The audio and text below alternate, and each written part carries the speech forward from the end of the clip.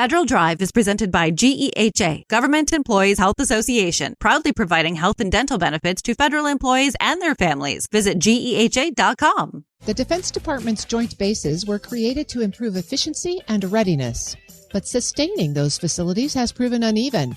A new GAO report finds most joint bases are funded below sustainment goals, with limited visibility into how resources are allocated and lingering disputes over who pays for what.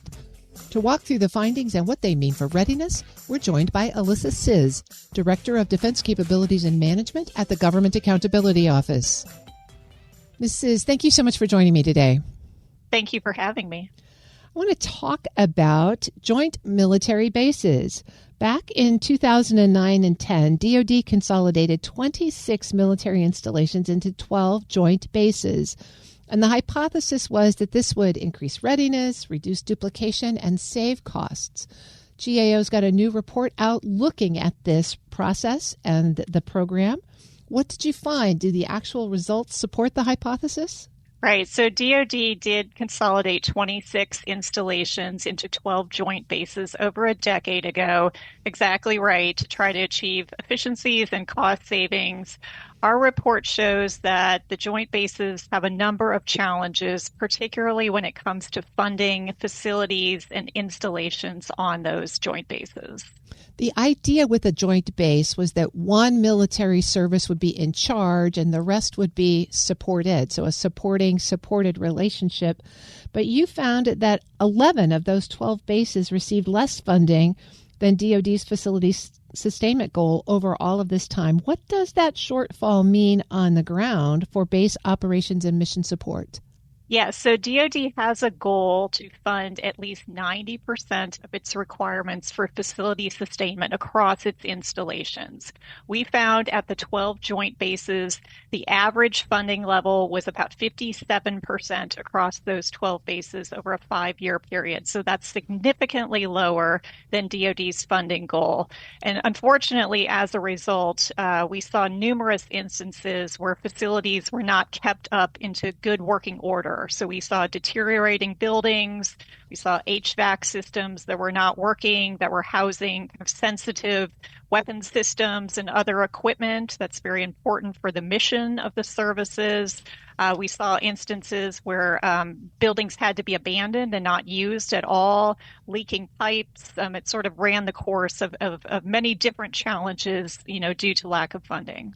We have heard persistent stories about lack of maintenance in military barracks and military family housing. Is that captured in this set of underfunding? Yes. Then GAO has reported extensively on the barracks and on housing issues and underfunding those. Ironically, we point out in this report that, the Army, for instance, has devoted a lot of funding to kind of shore up its barracks, and that is taking away funds from other facilities on installations too. So that was a challenge we found in this report. But absolutely, the same issue applies to housing. So it's both living spaces and operational spaces that are suffering. Yes. But the next point you make is that DoD lacks reliable data on how facility funding is distributed between the supported services and the supporting services. Explain why, after all of this time, they still can't get a handle on who's funding how much on each installation. Yes. So having good information is the first step to solve a problem. But unfortunately for the joint bases, DoD was not collecting data on how funds were distributed between sort of that lead service, who has responsibility for most of the sustainment of facilities, and the supporting services. They only had one large number that rolled up the entire base. So you really couldn't look at how much though each service was getting and whether one was being underfunded more significantly than the other on the base. So we did make a recommendation that DoD needs to collect this data so they first have good information about how money is being spent and allocated on the bases, and then can take some steps to address any issues. When we surveyed base commanders, and we did a survey of all 12 joint bases for this review, we surveyed command leadership, we consistently heard that the supported services felt like their needs were not being addressed and not recognized by the lead service. But DoD did not have the data to be able to see if that was the case or not. I'm speaking with Alissa Czyz. She's Director of Defense Capabilities and Management at GAO. Well, the lack of data, I think, gets to the next point that you made in the report, which is ongoing cost-sharing disputes between the military services totaling billions of dollars. Is the structure on these joint bases such that it is like a tenant-landlord relationship? The supporting organization collects rents or fees from the organizations that are tenants, and that's still not clear? So the lead service is generally responsible for the sustainment of facilities and infrastructure of the supporting services. But what we found was there's a lack of guidance on how that process bears out. Basically, it's supposed to start at the base level, and then if there's a dispute there, it kind of goes up the chain all the way up to the Office of Secretary of Defense.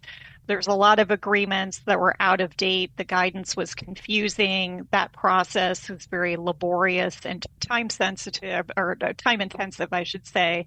And as a result, there were numerous cost disputes, which we point out some examples in the report, where one service felt like their needs were not being addressed by the other service. We have an entire appendix in the report talking about a situation on Joint Base Hickam in Hawaii, where there was an airfield in really disrepair that the Air Force really needed for their mission. And there was sort of a patchwork going on for several years where they were patching asphalt onto this airfield.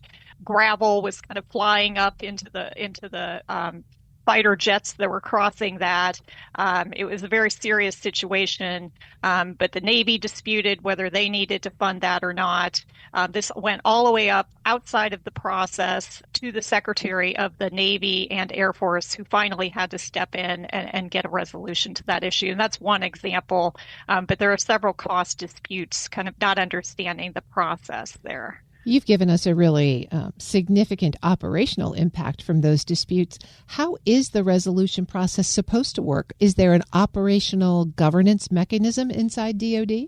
Yes. So I had mentioned that the process was very confusing. There were a lot of different guidance documents governing that. During the course of our review, DoD did put out new guidance last summer that does clarify roles and responsibilities. And we point that out in the report. We do think that that's a good step, that may move things in the right direction to get a better understanding of what the process should be. We were actually going to make a recommendation on that, but DoD proactively put out that guidance. So we do think that that has benefits that could resolve some of the issues that we pointed out.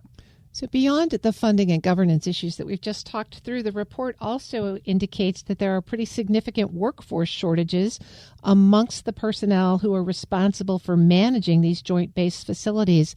How do those staffing gaps then compound the risks of deferred maintenance and facility degradation?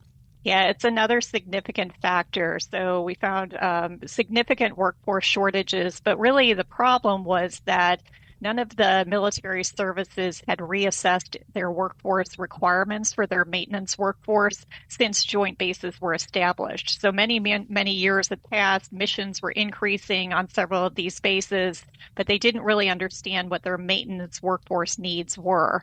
So it was hard to kind of target actions to increase those workforces when they didn't really know what the requirements were. Is this a function that could be contracted out so that as we've watched the Department of Defense go through some pretty significant workforce reductions over the last year, perhaps they don't intend to replace these folks? Maybe they intend to do it via contract? Yeah, there are different models, and some of them do use contractors. That's not without their challenges as well, too. Sometimes it takes longer to get contractors in for emergent requirements, too. So using a contractor workforce is an option that some of the services do use, but they need to think strategically about that and really understand what their workforce needs are, regardless of who's going to perform that work. When you look at this whole issue, funding, governance, staffing, guidance, GAO's made a number of recommendations here. Walk us through those and what's really at the top of the list. Which one, if they could take care of it, would make a big difference? Sure. So we had 5 recommendations in this report. The first one, and I would say the most important one, is that DoD really needs to assess the risks of underfunding its facility sustainment. So as I mentioned, they were only funding to about 57% of their requirement. That has had real impacts on missions and operations on these bases. But they don't understand, right? We hear a lot of talk about DoD willing to accept risk, but really understanding what those risks are and doing that analysis is very important. So we had a recommendation on that. The other recommendations go toward the issues we've been talking about, getting better information on how funding is allocated among the various services on joint bases. So not having that basic information on how you're spending the money for sustainment is a real problem for DoD. So getting better visibility over funding so they can take actions. And then the last three recommendations go to the military departments to assess their workforce requirements for maintenance on their installations. I've been speaking with Alissa Czyz. She's Director of Defense Capabilities and Management at GAO. Ms. Czyz, I really appreciate you joining us and walking us through this important report. Thank you very much. We'll post this interview and a link to the report at federalnewsnetwork.com/Federal Drive. Subscribe to the Federal Drive wherever you get your podcasts.